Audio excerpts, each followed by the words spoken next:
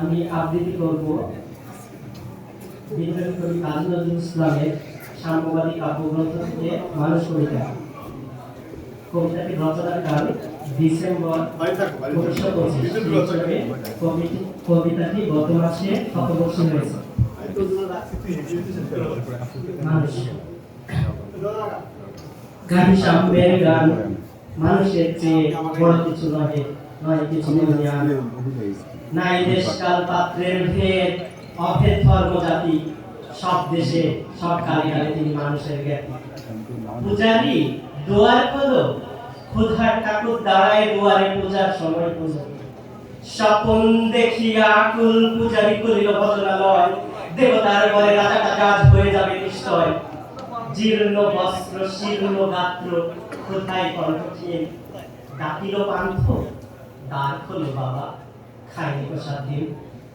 সহসা বন্ধ হলো মন্দির, ভিখারি ফিরিয়া চলে, তিমির রাত্রি পথ জুড়ে তার ক্ষুধার মানিক জলে। ভিখারি ভিখারি কয়, ওই মন্দির পূজারি, হাই দেবতা তোমার নয়। মসজিদে কাল শিরনি আছিল অঢেল কষ্ট রুটি, বাঁচিয়া গিয়াছে মোল্লা সাহেব ভেসে তাই কোটি কোটি। এমন সময় এলো মুসাফির, গায়ে আজারির চিন, বল বাবা আমি ভুখা থাকা আছি আজ নিয়ে 7 দিন। তেরিয়া হইয়া হাতিল মোল্লা ভেলা হয়ে গেলা, ভুখা চলো তো ভাই দিয়া নামাজ পড়িস বেটা। ভিখারি কহিল না বাবা।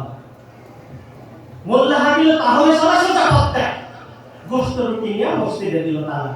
ভিখারি ফিরিয়া চলে, চলিতে চলিতে বলে 80টা বছরে কেটে গেল আমি ডাকিনি তোমায় প্রভু, তাহলে তো ক্ষুধার অন্ন আমার বন্ধ করনি প্রভু।